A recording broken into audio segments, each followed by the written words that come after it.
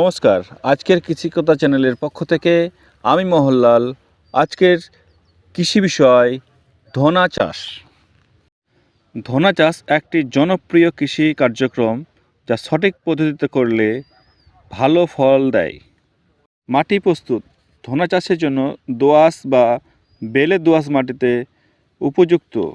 মাটির pH level মান 6.0 থেকে 7.5 হলে ভালো হয়। জমি ভালোভাবে চাষ দিয়ে ঝুরঝুরে করতে হবে। জৈব সার প্রয়োগ করলে মাটির উর্বরতা বাড়ে। ধনা চাষের বীজ বপন। ভালো মানের এবং রোগমুক্ত বীজ নির্বাচন করতে হবে। বীজ বপনের আগে বীজ 8 থেকে 12 ঘন্টা ভিজিয়ে রাখা ভালো, এতে গাছের অঙ্কুরোদ্গম তাড়াতাড়ি হয়। ধনা চাষের সার প্রয়োগ।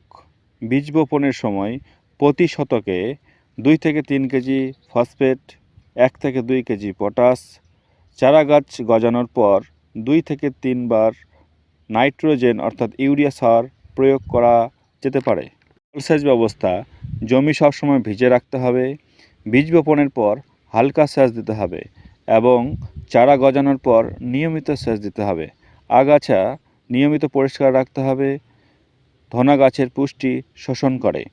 হাতে আগাছা পরিষ্কার করার পাশাপাশি আগাছানাশক ব্যবহার করা যেতে পারে। ধনা চাষের রোগ।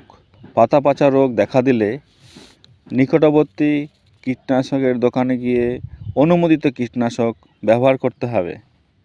ফসল সংগ্রহ। বীজ বপনের 30 থেকে 40 দিনের মধ্যে পাতা সংগ্রহের জন্য ধনেপাতা কার্যকারী। যদি ধনা বীজ সংগ্রহ করতে হয় তাহলে পুরোপুরি গাছ পুরো হতে হবে 90 থেকে 100 দিনের মধ্যে। ধনা উৎপাদনের বৃদ্ধি করার টিপস। সঠিক সময়ে সেচ ও সার প্রয়োগ করতে হবে। দ্বিতীয় হচ্ছে স্থানীয় জলবায়ু ও মাটির উপযোগী জাত নির্বাচন করতে হবে। তৃতীয়ত জৈব পদ্ধতিতে চাষ করলে ফসলের গুণগত মান ভালো হয়। ধনা চাষের সময়। ধনা সাধারণত শীতকালীন চাষ। অক্টোবর থেকে নভেম্বরে বীজ বপন করলে শীতের মৌসুমে ধনেপাতা ভালো তাড়াতাড়ি বৃদ্ধি পায় ও ভালো মানের হয়। ধনা বীজ সংগ্রহ করতে চাইলে নভেম্বর থেকে জানুয়ারি মাসের মধ্যে বীজ বপন করা হয়। গ্রীষ্ম ও বর্ষাকালে ধনা চাষ করা সম্ভব হলেও বৃষ্টির জন্য ফসল নষ্ট হতে পারে।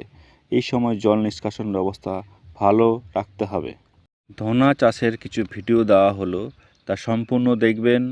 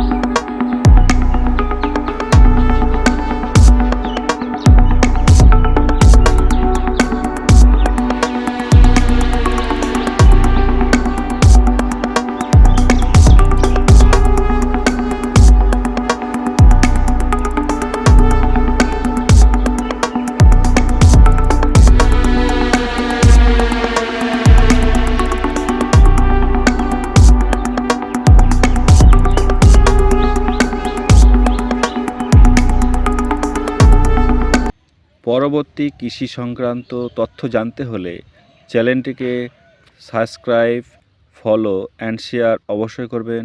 আজকের কৃষিকথা চ্যানেলের পক্ষ থেকে আজকের কৃষিকথা ধনা চাষ পদ্ধতি এখানেই শেষ করলাম।